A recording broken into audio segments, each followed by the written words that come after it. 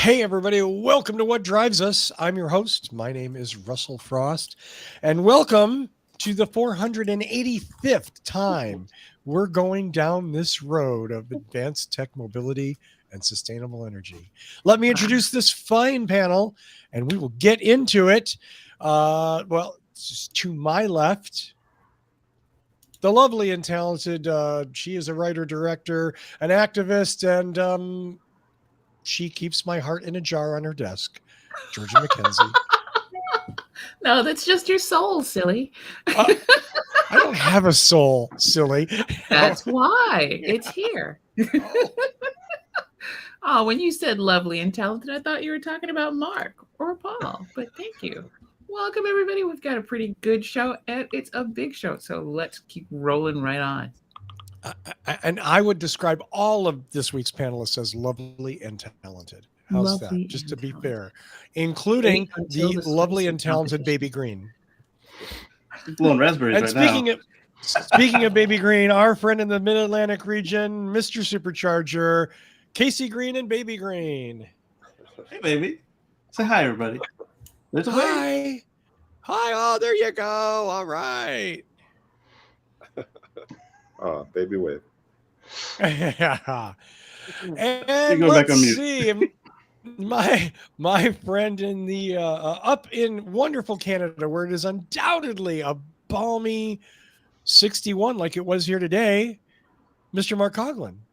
Hello, everybody. Yeah, we're out of the cold snap, so I'm quite happy. So we're looking forward to plus 10 days coming up for the next few. So that's a big swing in temperature. Plus 10 Celsius. Wonderful weather. For February. Casey's crying. He's obviously very upset. I got spit in my eye. Double it and add 32. So that'd be 20 plus 32 be 52. It's not too bad. Wow. You're almost the same temp as me. That's beautiful. That's beautiful. And last and certainly not least, he is the owner and founder and Mr. Technician at Boulder Hybrids in Boulder, Colorado, Mr. Paul Guzik. Hey, glad to be here. I do have to cut out early today, so let's get the show on the road. Absolutely, Paul. And with that, I'm going to turn it over to Kacey, who has a story about battery ejection. It's actually kind of a two-parter about fires. Battery pack. So this is an Audi. There will be an Audi on here after this pedestrian safely gets across the street miraculously. Then a Corolla is going to come across with the right of way, and then the Audi is going to turn into them and do acrobatics. But what you'll notice is that coming off this way towards the median is going to be the battery pack from the vehicle just cuts loose completely. There's the Corolla. There's the Audi. Probably not good. There's the battery pack. Oh. And of course, as the battery pack strikes the curb at full speed, it catches fire. And my other that was over in Autoblog, they were talking about a Tesla Model S that caught fire. And let me share this tab instead. And they started out, I was like, oh, this is gonna be a terrible article. They actually started out catching the people's attention, but they quickly pointed out that the fire department lifted the car so they could directly cool the pack, and that they followed the emergency responders guide from the manufacturer and just continued to hose it down until the temperature came down. And they pointed out that this one used 6,000 gallons of water. And after the whole 6,000 gallons of water, my Twitter was just ridiculous by people complaining that it took that much water. And they're like, oh, well, it only takes 700 gallons to put out a gas fire. So I'm guessing they want you to draw a conclusion because, it's that poor debate style. Like they point out something that sounds more reasonable, like, 700 instead of 6,000. However, these battery packs, they weigh anywhere from 600 pounds to 3,500 pounds in the case of the Hummer EV, and more for the trucks. But in order to get that kind of mass, thermal mass back down, you're going to need to spend a lot of water. The other thing that plays into all of that, though, is when you look at like how the cars catch fire, it's hybrids, gas cars, then electric cars, in that order. And the electric cars almost never catch fire. And gas cars catch fire so often, you never see it in the news. The hybrids, yes, their rate is higher, but they're almost all newer than most of the gas cars. So I don't know if that figure will even out as the hybrids get that old as well. And so I wanted to bring this to the panel, especially to Paul, because he's got direct experience with all this. I mean, we've all seen gas cars on the side of the road burning down, and doesn't make the news, doesn't make YouTube. But when an electric car, especially a Tesla, catches fire, boy, it's front page news. And I guess if they would do a percentage of cars of actual fire, I doubt that data exists, but I would say there's got to be hundreds of cars every day catch fire that are gas cars. And how many gallons of gas it takes to put them out, it depends on what if the car is in your house and it catches the house on fire. I've driven past some fires where like, I need to make a note on my GPS where this is, and I'll look up later to make sure those people made it out all right. Actually, that would be an interesting statistic. Has there been any cars other than Chevy Bolt EVs that have caught fire in people's homes? There was one Tesla, but it was actually not the Tesla's fault. And then there was 2 BMWs, but we're not sure it was their fault either. Right. And then there was a Leaf, but definitely wasn't the Leaf's fault. Right. Yeah, not many. Not many. Where gas cars, again, guy comes home, the car's hot, puts it in the garage attached to the house, and something happens and the house burns down. And don't forget all of the BMWs in Asia and Oceania over the last couple of years until they figured out what was making the 12-volt system catch fire. I mean, this goes back to. I was just going to say, it's good that the firefighters are learning procedures to deal with these cars and are not showing up going, I don't know what to do. Right, that part. So. But that takes me back to that cop that let the old man burn in his Model S because there were no door handles, and the guy had crashed into a median full of large pebbles, like boulders, basically, like this big. And he's like, I didn't have my glass breaking tool, so I walked away from the fire. I don't know if he was afraid or if he just didn't want to get his hands dirty or what the case was, but I'm like, you're in a bed of rocks. Pick one of them up and then throw it at the guy's back window. Get the old man out. And instead, the old man did not make it because no attempt was made. Even law enforcement would have one of those little $10 glass breakers in their car. Right, and his excuse was that was in the car instead of on his utility belt. While the car was in a field of boulders that he could have just broke the back window and reached across and opened the door. And I remember I spent hours one weekend.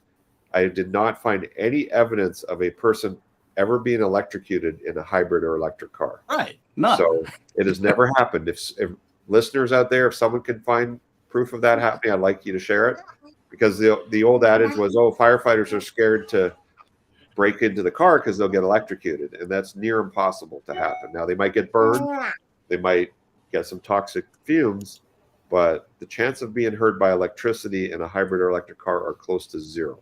Right. And that also goes back to a story you brought to us a couple months ago about making sure that in any car that you own or rent or borrow, the emergency exits. Right. Not just EVs and hybrids, but also like the Cadillac. The story we actually talked about was an old man and his dog in a Corvette, and it had the electric door poppers and the battery went dead, and he almost died because he didn't know how to use the manual ejectors underneath the front seat carpet. Shame on the dealer for not showing them that. And yes, it's in the owner's manual, but no one reads the owner's manual. Not when they're panicking in the dark. I do as well. I read it before while I wait on the car to deliver. I read the whole manual. Russell read it, or Russell's guilty of not reading it? Oh. I'm not going to comment on that. Don't take Says the guy who used to host the show with an RTFM t-shirt. This echoes back to the beginning of alt cars to hybrids, when every possible difference between a hybrid and an EV and a gas car would be automatically spun as the reason why these newfangled things will never work. Why they're horrible, whether it's, it doesn't matter. So it's, hey, guess what? It takes more water to put out a battery fire from a big battery pack than it does a gas car. It does. Yeah. I don't recall the. It takes more water to put out a fire when a train derails. You know, I mean, It's you're much less likely to be hurt than you are, in an exploding gas fire. And gasoline burns are nasty, folks. Just here to tell you. Right. So- Plus, the car is going to leach everything. Like, they're like, oh, what about the cobalt and the blah, blah, blah that's coming out of the battery pack? One, there's probably not that much of that coming out of the battery pack. And yes, there is venting into the atmosphere. But again, I imagine it's a lot less toxic than the gas car catching fire. And yes, they do appear to burn completely to the ground because most of these electric cars are aluminum, and aluminum has a really low melting point compared to steel. Yeah, absolutely. Well, I don't, and this isn't about Audi being worse than Tesla. Or Oh, and the Tesla Audi, being sorry, worse I wanted than to bring that point Rivian. up. The Audi is a fluke. They're not designed to eject their battery packs because then they lose, as Paul pointed out before the show, they lose their safety mechanisms. Like there's a crush zone. Like Paul pointed out, how did you phrase it about the battery packs in a crash on a hybrids? well, like on a Prius, it's in the safest place in the car other than the driver's seat. And I've seen lots of nasty Prius collision cars get towed in, and every single hybrid battery has been usable out of the car. Just where it's put in the car, what's built around it. It's not going to eject if the car rolls. Usually. I've never. And like I said, at 600 to 3,500 pounds, you don't want them flying through the air because, in addition to the damage they do to themselves when they land, if that pedestrian had been just in the path and not struck by anything, that could have took them out. And Audi would tell you that's not how it was designed. And we're curious if it was just like I'd be surprised. if it sheared or if it was bad repair. Go ahead. I'd be surprised to know like if that car had been worked on by someone and they forgot to torque the That was my bolt. first thought as well. Yeah, because that looks hella dangerous. There is no way in hell that should have gone flying like that because of the Thank God there sheer was hazard no of it. pedestrian walking down there. With Oh, yeah. We would not want to see what that would be. See the headline like, man gets killed by flying EV battery. Battery pack. Oh God, of course, EV. You don't have to watch ridiculousness for more than 10 minutes to see tires flying off of cars and accidents and hitting people and going through windows and all of this. Let's be clear. There's all kinds of debris when there's a car accident. Car accidents suck and they're dangerous for lots of people. Yeah. So this is not something that is unique to electric vehicles. Oh my God, the battery pack's going to eject. The engines eject sometimes on a gas car. Yeah. But again, because this random rare fluke event happens doesn't mean that the gas car isn't more dangerous throughout all of its life. Like we can prove this with the increase in childhood asthma and the less affluent communities around freeways and factories. So yeah, a freak thing happens, but that doesn't mean just give up and stop trying because the old way doesn't appear as dangerous. It is more dangerous. Just you've normalized it, internalized it to the point where the news doesn't even talk about it. Like even if you want to find out, hey, did those people make it out of that SUV I saw on fire? Yeah, it's not even an article, not even a little two-liner. No. I assume the footage was from a dash cam car somewhere. Yeah. So here's a PSA: everybody who's got a vehicle, go spend $100 on Amazon, buy a dash cam, stick it in your car. It could save you in an accident with litigation. If someone says it's your fault, you say, well, I've got video. Or you might catch something cool to put on YouTube. Right. Or worse, like we saw a guy who was able to get out of he has a particular Canadian insurer that is really bad about lying on their customers, and he had Sentry mode, and it protected him after having to sue the company to get the footage admitted as evidence that yes, this happened to the vehicle, not him being a poor driver. Right. Crazy. Yeah, I'm putting a link to the guy's tweet, Reddit post. His username is IamApe2021 in the chat. There you go. Well, Kacey, thank you for that story. Paul, thank you for your. Any other final words on that one? Yeah. Oh, this also applies to mass transit. They have electric and hybrids and alt fossils as well, and we saw a bus catch fire a couple months ago, and people were like, this is why electric is bad. the battery was on the roof, so it actually gave people a chance to escape. Versus the diesel bus, it would have been through the floorboards of these people. So It's, you know what? No matter what, you don't want your mode of transportation. You don't want your vehicle exploding or burning. that part. No. Boat, plane, car, truck, SUV, bus. You just don't want Explosion's bad, okay? Yep. Yeah. That seems Fire to be when you pretty don't fair. want fire is not a good thing. No. that. Yeah, absolutely. Sometimes you want it while you're camping. Yeah, like roasting. inside the engine. But Like the only things I've ever wanted to have combust out of season usually were heads of people who were annoying me. And that's okay. Is that something I can? No, I'm going to leave that. Trust me, you have no idea how often I've watched the news and just done. one more, because Mark and I started this journey in Chevy Volts. That- The Chevy Volts, during its crash test, they supplemental crash test for the insurance agency, they crash tested them at higher than regular speed, and then while the batteries were fully charged, they rotated them so it took a day to rotate. And then they set them in the junkyard for 10 days, and then they burst into flames because the test wasn't conducted to spec.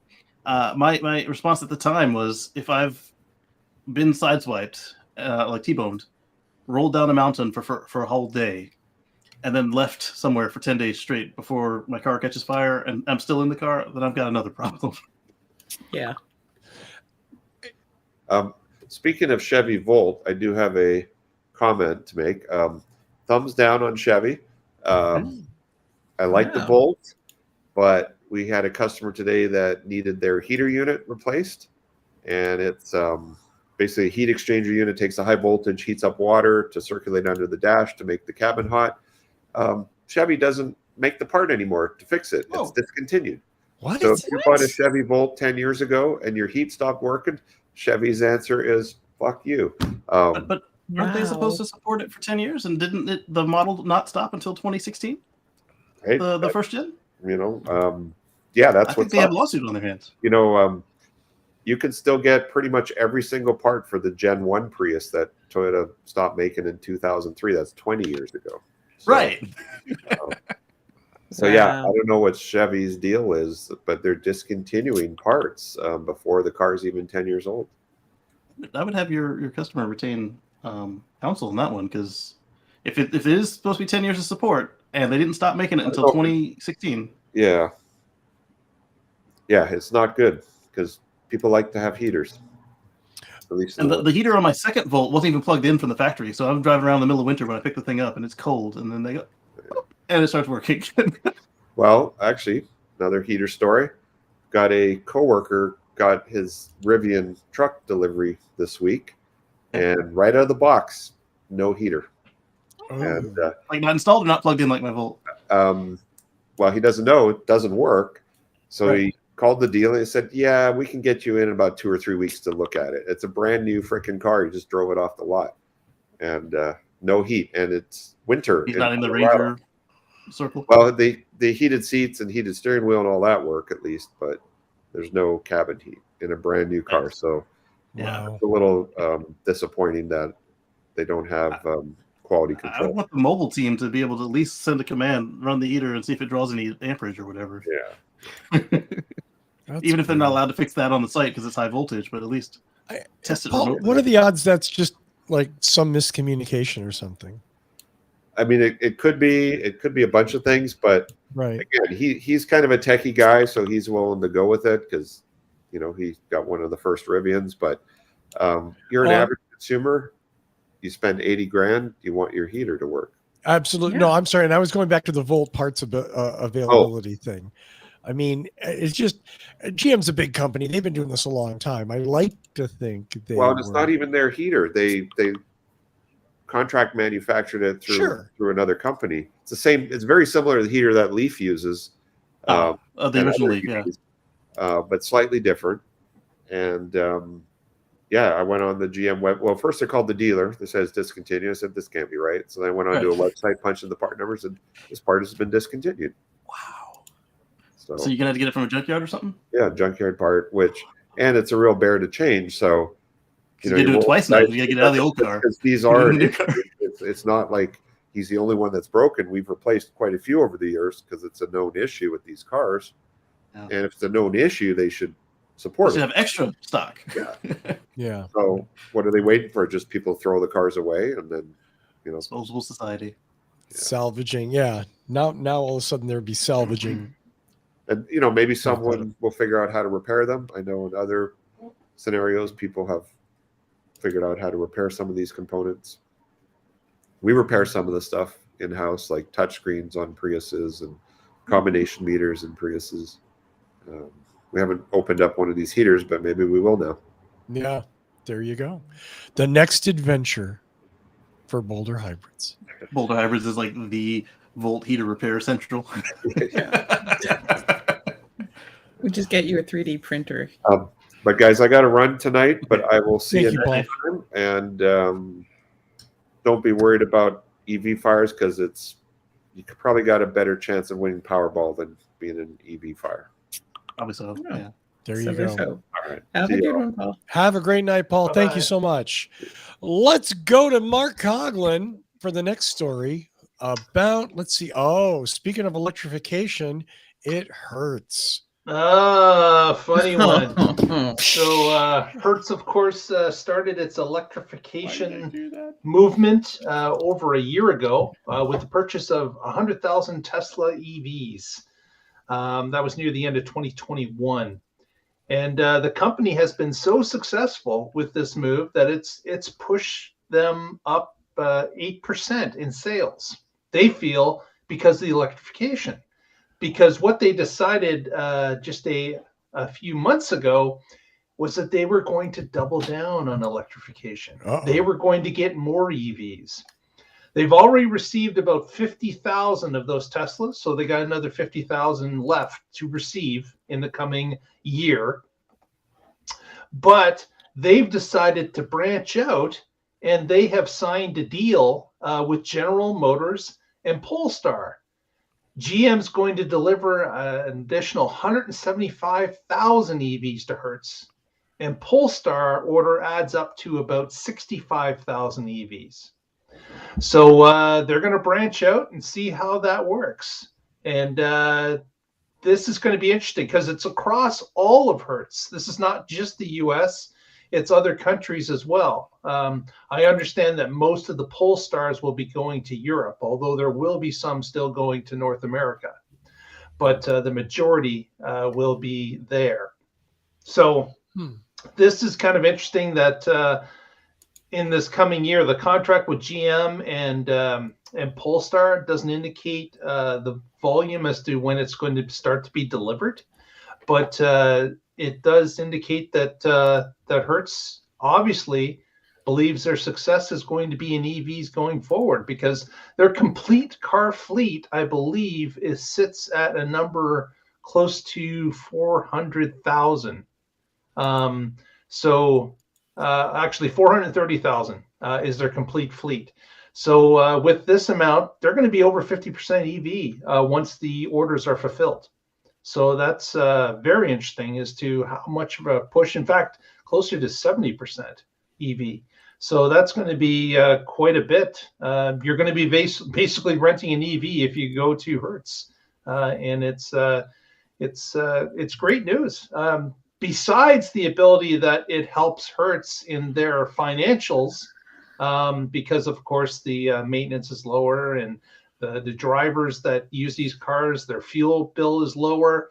It's a plus for everybody. But besides that, Hertz gets the ability that these cars will be lower on the overall maintenance cycle. They may be even able to be keeping the cars a little bit longer than they would a regular gas car, because typically rental agencies are cycling cars out every year. This may change that. This may not change that. I guess it's something that they're going to have to learn and watch as time goes along. But the other big plus, of course, is that if you don't currently own an EV, you're going on a trip or a business trip, pleasure, whatever, you have the capability of trying out an electric car in a real world situation. We always say in the EV world that getting bums and seats is the best way to sell a car. So what better way than to allow someone to test drive one on their rental and see if it works Absolutely. for them. If it does, then you may get yourself another EV customer immediately, get someone else switching off the fossil fuels. So this is a big move for Hertz, and obviously they feel it's paying off based on their new orders with Polestar and GM. Yeah. Well, $8.7 billion. I'd Yeah. say it is paying off quite well. Definitely. When I was renting cars, some of them would not even make it to 6 months, and that's just from they hit the criteria to get phased out.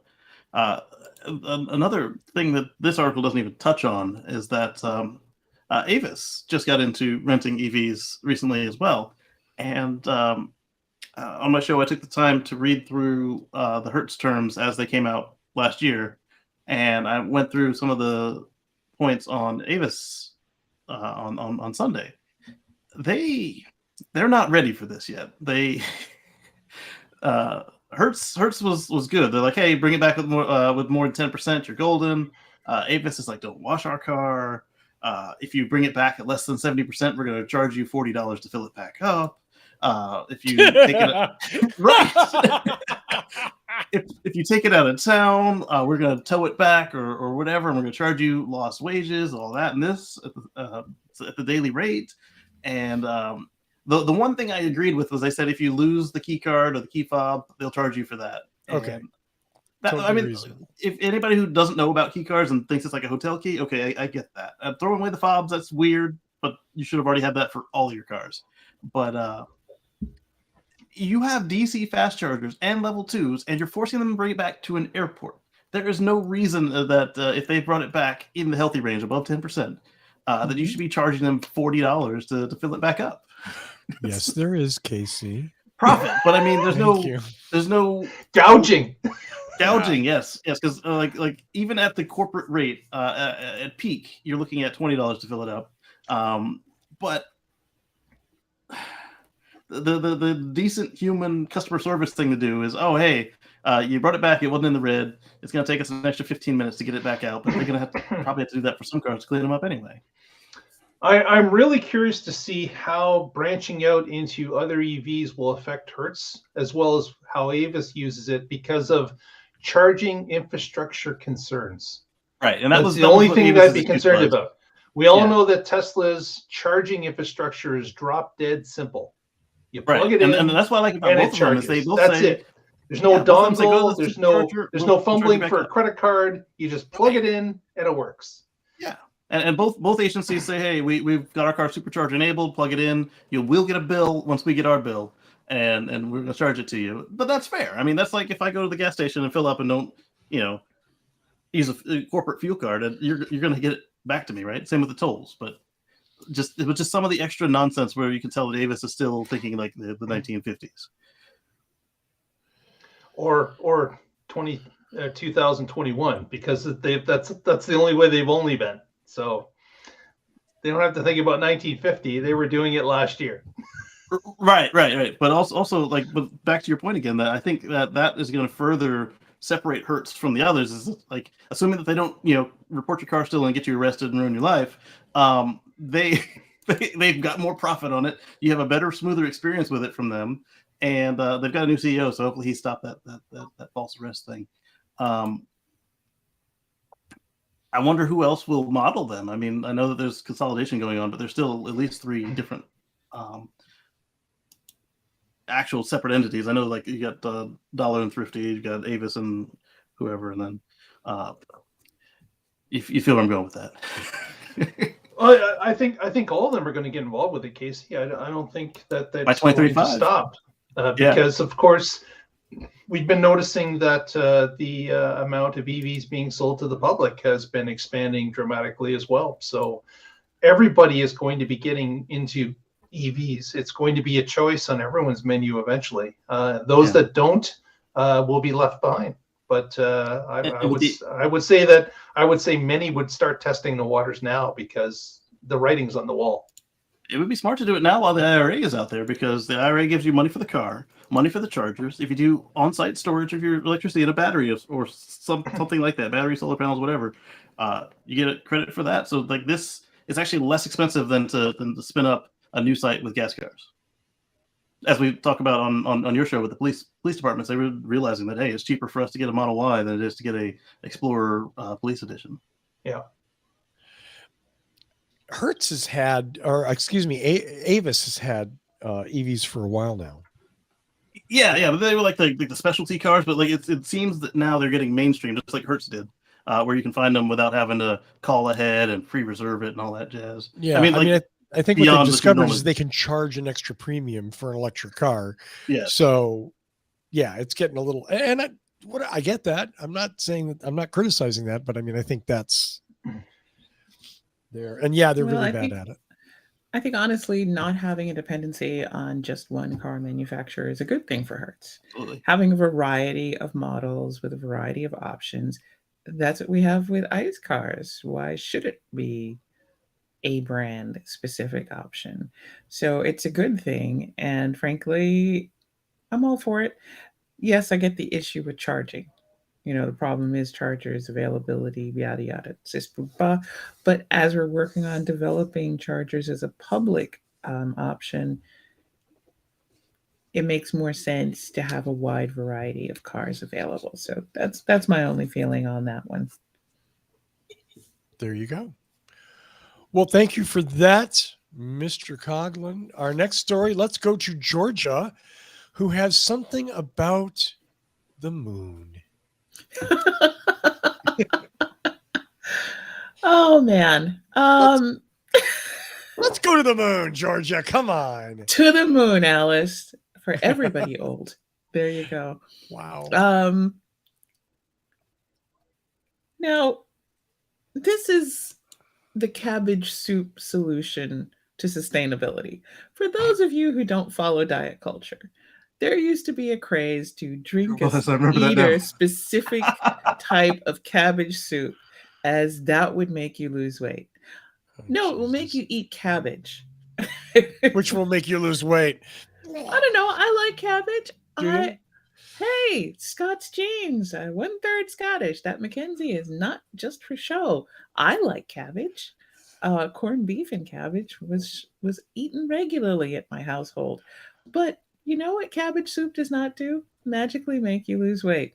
So with that in mind, let's talk about this solution to the climate crisis. We're going to mine the moon. Yay. Oh, yay. We're going to mine the moon. How does all that extra cheese mean anything? Yeah. I Now, mean, frankly, if we were going to get cheese out of it, I would be all for this because cheese is good. Wallace and Gromit got it already. That's right. They had all of it, those English. Bloody English. Are they gonna like make a base up there and make fuel up there and then just shoot it back at Earth? Because if you're gonna go up, get it, come back, that's not very well. Gentlemen, let's talk about this. Sorry. Okay, this is a research paper, and what the idea is that we go to the moon, we fire plumes of moon dust from a gun.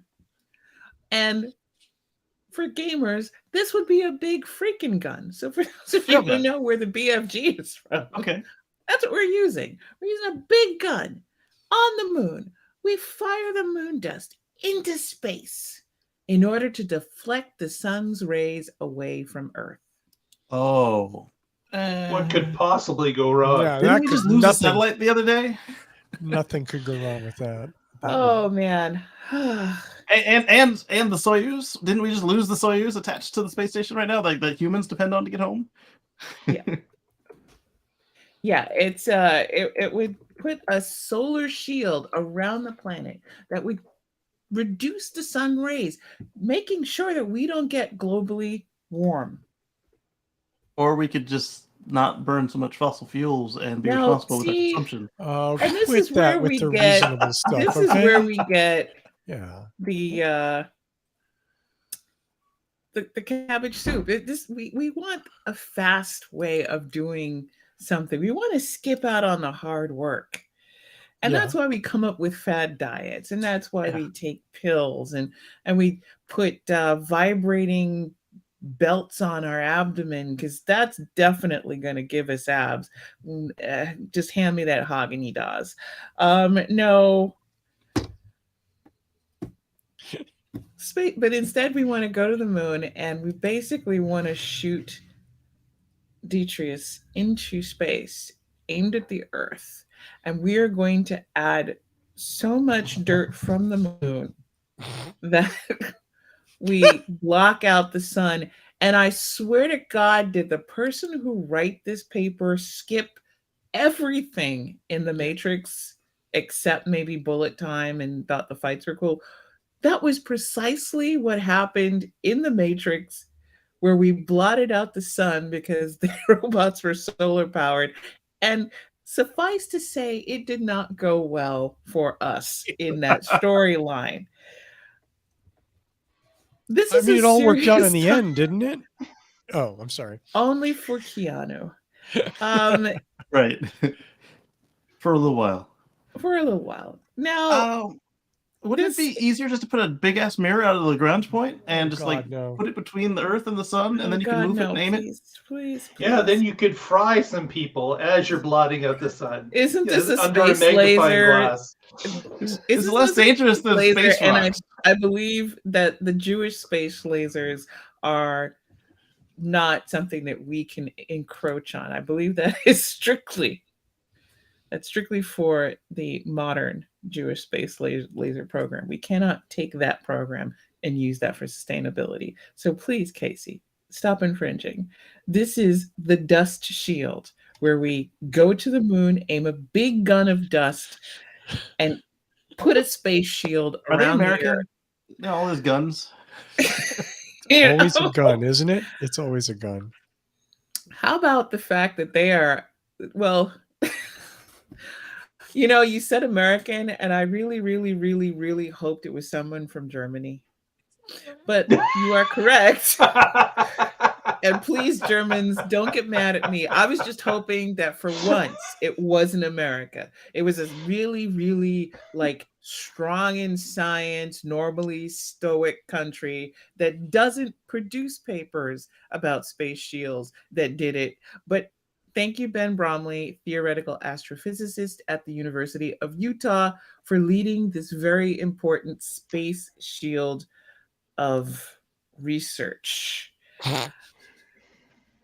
It would take millions of tons to be mined, sifted, loaded into a ballistic device, which would be an electromagnetic rail gun that would be suggested. And it would be fired into space each year in order to maintain the solar shield. And so we felt that it could dim the sun as much as 2% if you fired it into space. I think the mirror would be better, safer. This is all just silliness, isn't it? Because of course we all know that Elon's putting up so many Starlinks that eventually it's going to blot out the sun anyways. So they tell us using it. True. I don't know.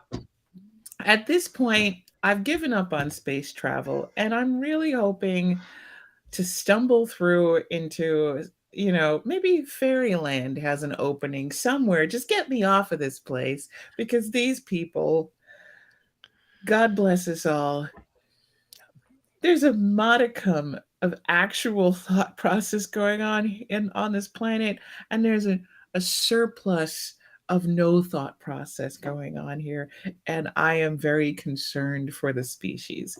But this plan, I'm hoping that they continue to study it, but not with funding from the government. Please don't give them this government. Can you imagine we have to do a mass evacuation of the amount of people we can afford to get out of there, and half of them get blasted by moon rocks and they don't make it? I think I saw that movie. I know. And I'm going to remind people, I was a huge fan, and I still am a huge fan of Berkeley breathed Bloom County. And one of the things, this was back in the Reagan era, where they were coming up with the issues of the ozone layer. And Opus sent in a proposal where we make a money shield and we just wrap it around the planet.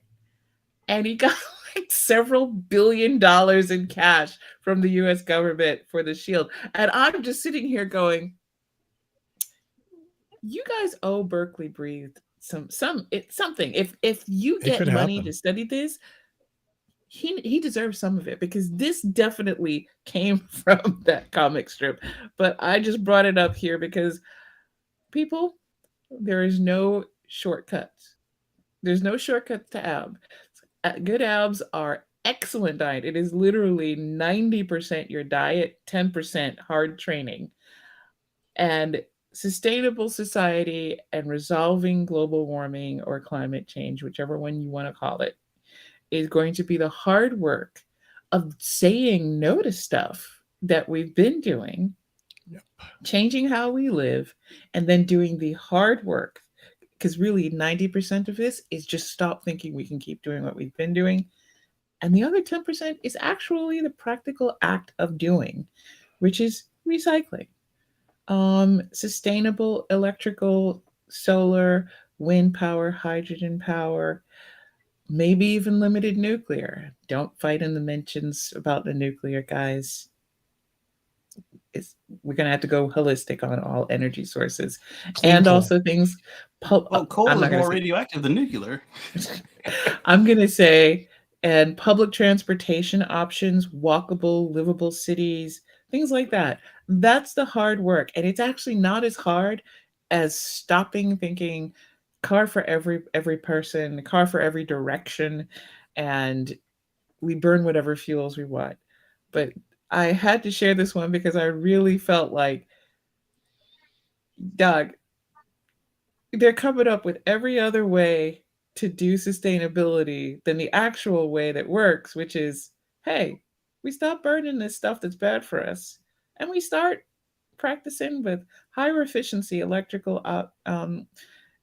options and sustainable electrical energy and EVs and walking and public transportation. But just think Getting about rid it. of NIMBYism. Dust shield, people. Dust shield.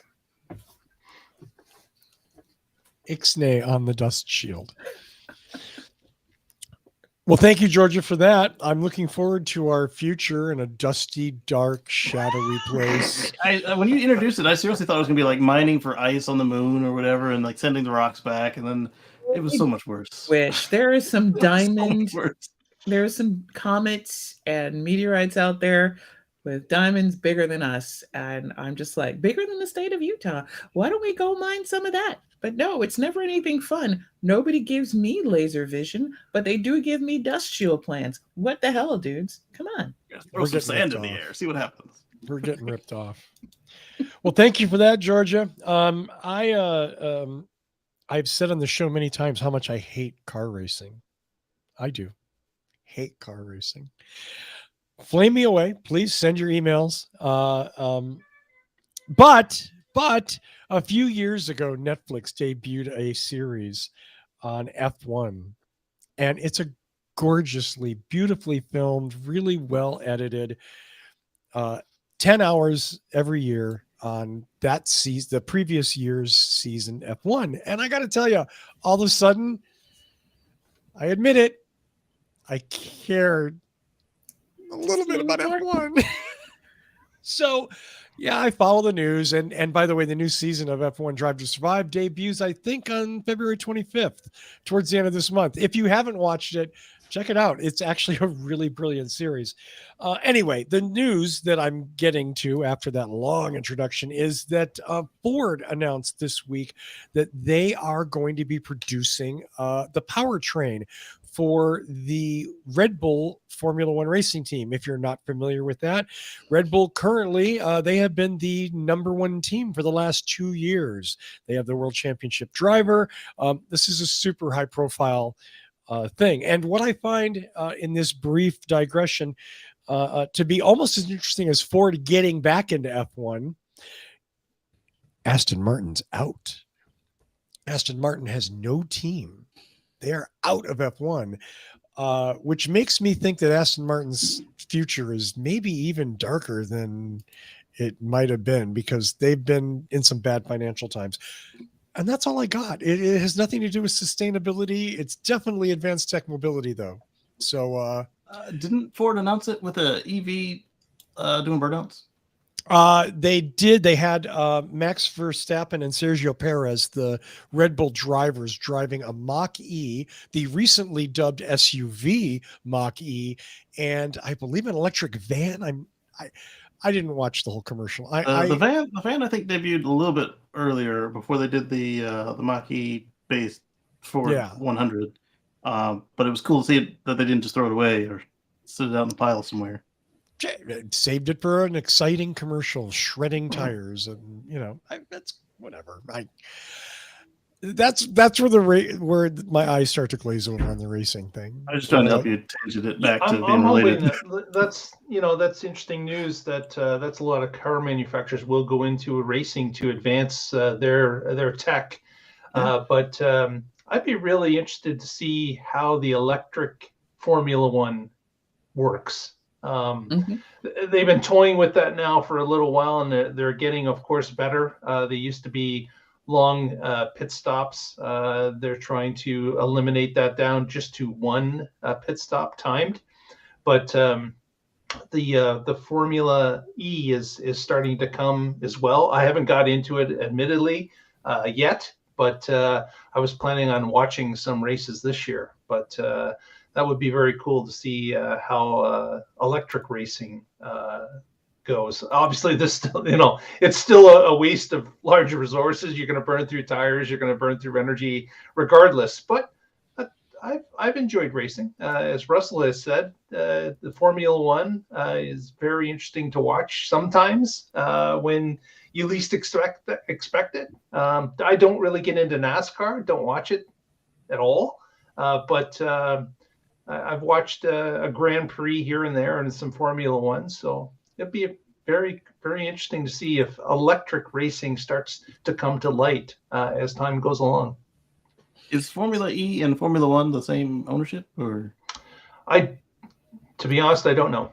I believe they are associated. I believe they are run separately. Yeah. See, I'm more of a Dakar rally person. Didn't that just happen a couple of weeks ago? Yes, it did. I am more of the homespun, wild, out there kind of. Let's be honest, Dakar Rally is basically just fuck it. Throw some shit in a car and we're going to go drive for 17,000 miles and see if we last. I love that. Because that is my home DIY methods, which is why some things have broken. But I appreciate that. Formula One, as much as I love Aston Martins and particularly the 60s era, the 50s through 60s, I love Aston Martins.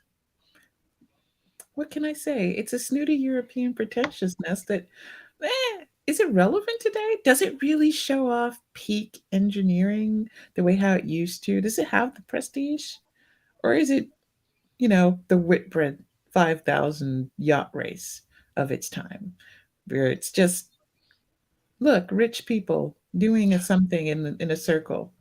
Well, that's boring. Let's go find something else. It might be more than NASCAR as far as the engineering goes, because there's less rules than NASCAR as far as what you can do. Well, it doesn't have a circular track where it's just around and around and around. So I guess the visuals are probably better, but it's still just not. It's not like it used to be, for sure. It's not. It just doesn't have the cachet. No. So now I want to see an EV win the Dakar. Go for it. I want to see that. And I think they finished. Yeah, they finished, which is amazing considering the nature of that race. Didn't even finish. the nature of that race really, it is Death Race 2000 only. You're only trying to kill yourself practically. But I love that about it. I think that's the thing is I don't think the Formula One racing really has quite the pull that it used to, and it doesn't make sense for Aston Martin to really put that effort into it, especially when maybe they should focus more on getting a good EV out onto the roads as opposed to just onto the tracks. But that's just my unwashed peonic opinion. Well, there you go. Thank you for that. And Georgie, yes, Dakar is much more macho. More fun. I don't know about macho. Matcha. What do you like? That's a tea drink. It is. let's go to our next story. I think we're going back to Kacey Green. Kacey, you've got 2 left. I'm going to let you pick. All right. Let's start with the what's this one called? The Huck Overland. Let's There start with we the Huck go. Overland. And just because we know that Russell likes motorcycles, so I don't know what you're talking about, Kacey. so Oh, wait, Google yeah, Mo- I do. So this is the Huck Overland. It they call it a no-ped as because it's a lower powered motorcycle with no pedals, whereas a moped would be required to have the pedals.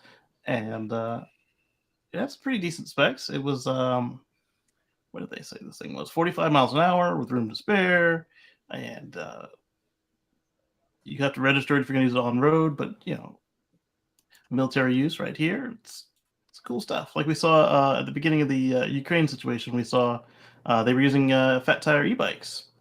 That was cool. And we keep saying take cars off the road. That's one way to do it. It turns out that asymmetrical warfare is really popular. And you can use all kinds of technology to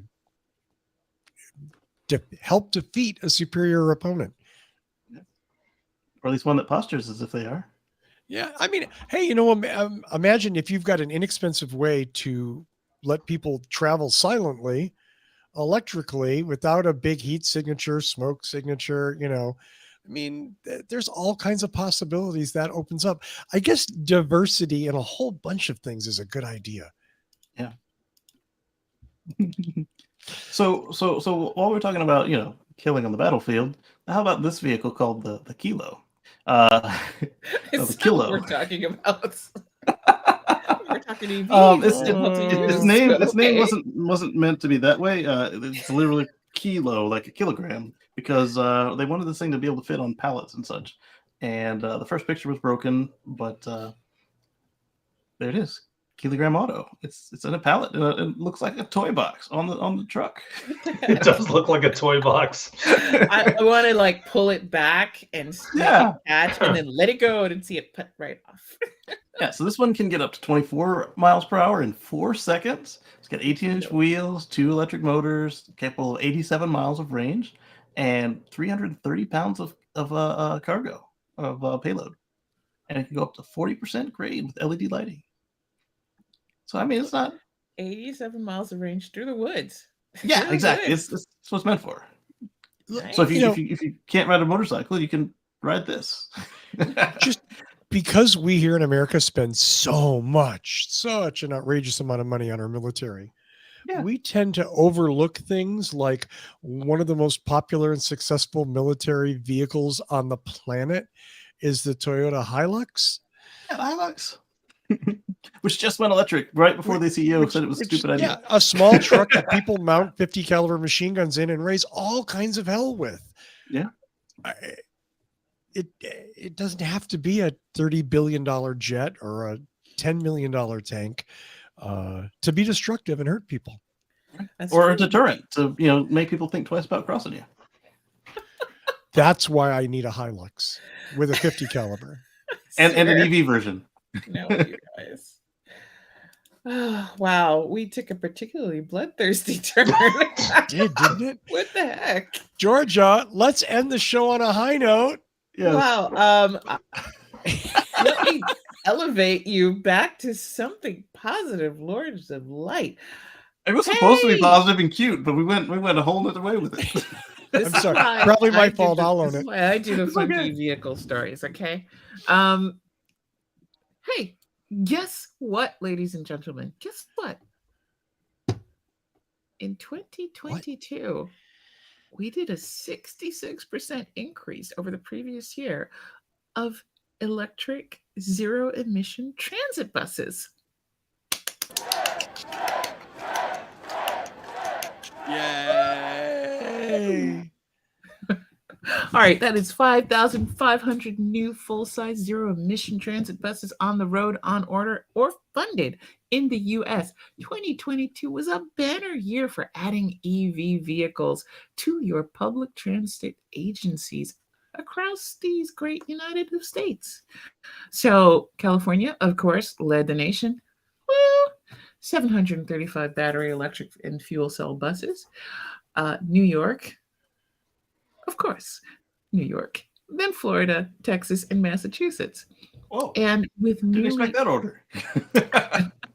it is a very interesting order because it goes from blue, psycho, and Massachusetts. And with nearly 2,000 zero-emission transit buses, California also has the largest fleet. So we're doing pretty well in ADA. There's a lot more numbers and all that, talking about the who added what and where and when. But the majority of clean buses were added in 2022 that were battery electric vehicles, 4% were fuel cell vehicles. And basically, with all that wonderful investment coming to you from the 2021 infrastructure law, which you poor listeners, viewers, have heard me rattle on about a number of times, which goes to prove the old saw elections have consequences, long-standing ones. It may take a while for it to trickle down to where you live, but you will see the benefits and the no benefits. So that's 1.6 billion in grants, and that made possible the purchase of 1,100 zero-emission buses. So all that work happened just because of how we voted in 2021, and that led us to our best year of increasing zero-emission transit options in the United States for 2022. So you know what? Great work, everybody. Do a little yoga. Pat yourself on the back. That was a nice vote. Well done, people. Russell, you're old and fragile. Don't blame your arm. And that was my good arm too. This is the arm that doesn't move very well right now. Yes, because you hurt yourself. He really has hurt himself. Don't do that. But yes, pat yourself on the back, smile, because you did some good work. You did some good work in 2021, and it's still bearing fruit, and it will be bearing fruit for a very long time to come. And I know you're going to hate me for it, but I'm going to do it anyway because I keep my eye on the main prize, which is that, guess what, everybody? Elections keep going on. There are a lot of good wins in Pennsylvania. There's going to be some elections. I'm doing postcarding for voters this week. In fact, I'll be sending out a whole batch for some races in another state. But every seat counts. Every vote counts. Because there is an election happening literally every year, and how that money impacts your community, how that vote impacts your community will be felt. And this has been a great, great improvement. So I think we should take a little victory lap and feel happy. I think in a time when the news is dismal in so many ways, when social media and the news has capitalized on how fucking horrible things can be or things are going to get. The really important point is, I think, what you thought was the throwaway part of the story, which is, you know what? Every once in a while, stuff does go right, and we do something good, and we do step forward, and we need to celebrate that because life isn't really one tragedy after another, unless you're me and you hurt your shoulder. No. Oh, that's okay. I hurt my ribs 3 weeks ago doing a really deep leg press with a little heavy. Yeah, I bumped my ribs, and I have man, I worked out for the rest of the week, and now I really have not been able to do chest or anything else with a sensible weight limit. Okay, so maybe I can't do 60 right now because it hurts. Ouch. But it happens. But the thing is, the easiest path to relevance in modern society, as we put on our little psychology hats, is to get people riled up. If I made you mad, you'd pay more attention to me. And just being controversial for controversy's sake is a critical part of a lot of people's wealth strategy. If we said things that made people mad, just gave them a lot of iron, just pointed them in a direction, it would make people pay more attention to us. It works. It's very, very, very good. It is much harder to get people to not be mad, to scale back the anger, and actually to like something, because we see liking something makes us less genuine in society. So it's the same thing you see when somebody is just like unironically, I remember when I was teasing Russell over the phone because Air Supply was playing in my area, and I was like, you know what? If I had the money, I'd go see Air Supply. And Russell was just like, I can't believe you want to see Air Supply. And I was just like, hey, That was me. for me, I'm about 6 or 7 years old. You put on Air Supply, and I'm all out of luck. Hey, I like this. I don't know what this is about. No, you're 7. What the hell is your taste? But you know what? Sometimes I'm still 7, and I like that 7. It's a good feeling. It's unironically enjoying something. But when you do it as an adult, somehow, and especially honestly, when you're on the left, it's like you can't like anything in society because suddenly you're a collaborator. And double fingers up for that because that's such nonsense. It is very much okay to celebrate a win. And yet we're being taught constantly not to. We're always taught that everything is bad. And I have had to pull people back from that a lot of times, honestly, by looking at them and going, I'm a Black woman, or at least female presenting. I'm actually non binary, but I'm female presenting in America. I make my own money. I can go to a library and pull out any book I want. I can go buy any book I want. I can drive a car. I have freedom of movement. You tell me that nothing good has happened, and I'm going to tell you my very existence, my freedom to exist as I am. I just bought a house. It took me 20 years to save up for this, but I just did it. I own property. I couldn't have done that years upon years ago. You could have done it when I was born. No, I remember when I had students, I've told my students, I remember when I went in to talk with my doctor about birth control and dealing with endometriosis. And I suggested that I might want to deal with that. And they were told me I couldn't because I needed to wait until I got married and had a husband. I was 17. Wow. I had no say. They told me my body was not up for my decision making. It was up for me to find a husband and then negotiate and work with him on children and whether or not I'd be able to take care of this problem that was actually in my physical body, not his. And I thought, that's a mess. And, I feel if you can figure that out at 17, that's ridiculous, but an adult is telling you different, like somehow or another, like that's normal. Go back even further, and I can talk to you about my mother not being able to have credit card in her name. It's not that far back. So it's perfectly okay to sit here on our stream and say, we did a great job. We voted in 2021. We got an infrastructure bill passed because we decided that we weren't going to half-ass this one, no split tickets. We were going to have a fully controlled Congress that could work with the president on these things and present a bill like this. And guess what we got out of it? We got a 66% improvement in zero emission buses available throughout this nation.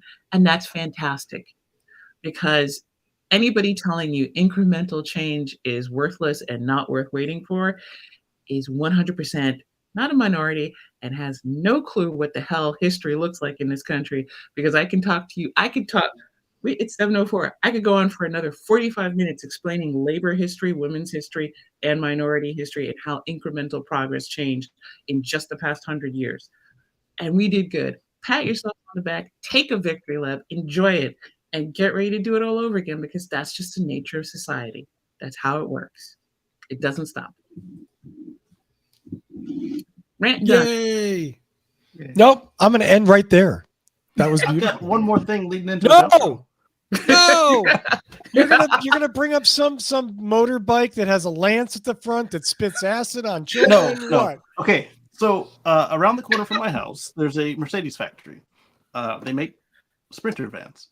Well, this year they're going to start making the electric Sprinter, and we're not going to have that little ditzy 60-mile European version. We're getting an American length, American height, American battery size. So we don't actually know how much range it'll have, but it has a 114 kilowatt hour battery compared to the Ford Transit Electric's 60, 70 something kilowatt hour battery. So you can imagine that if they design this thing efficiently, that it'll have that much more range. And I'll talk more about it on Sunday over at youtube.com at Kacey Green at 1:10 p.m. Eastern, and you can catch the rest of the discussion there.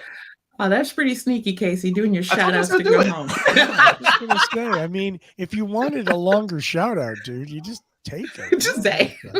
No, I like Well, it. I wanted to shout it out before people, the credits start rolling. People get up from their seats with their popcorn.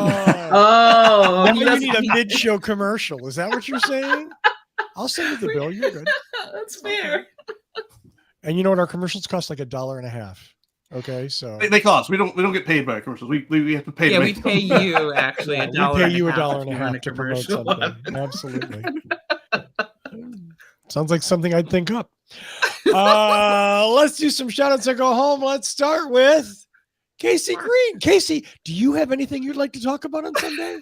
You already did. Please Move do our on from previous minute of Kacey. speech. YouTube.com at Kacey Green. There you go. Like button, subscribe. KACEYGREEN on YouTube. Mr. Coughlin, I'm going to you next. I'm sure you've got at least 30 minutes of shout outs. Not even close. But oh, I would like to say, if you're still watching this program, please give us a thumbs up. Press that subscribe button. It helps us out immensely. It doesn't cost you a dime.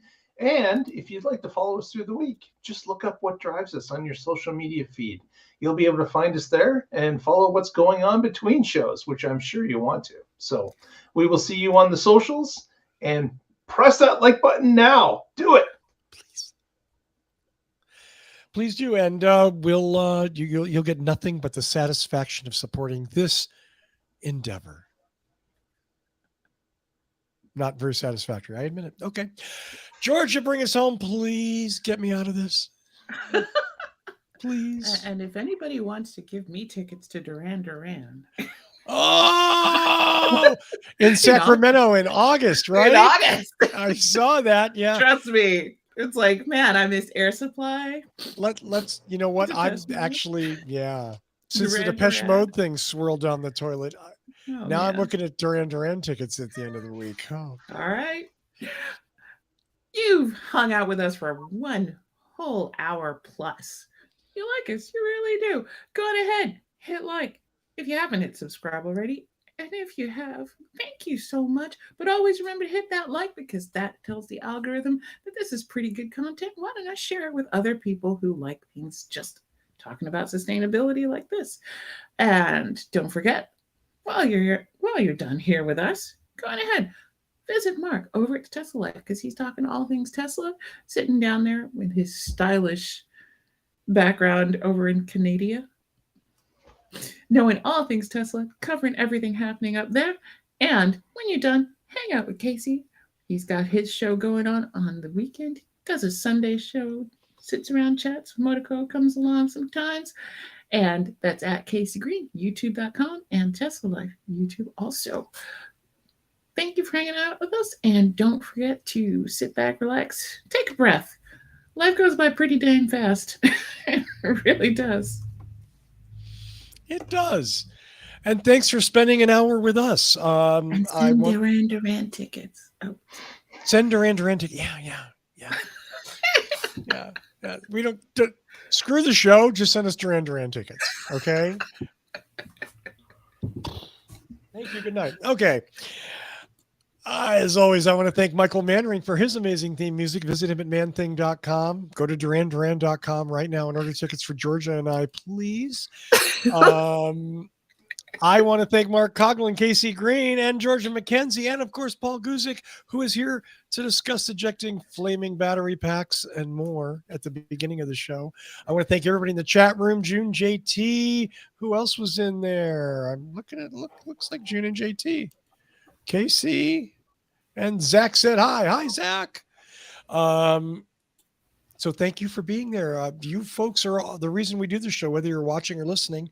Tune in next week and find out what drives us. If you have a volt heater, maybe Paul can fix it for you.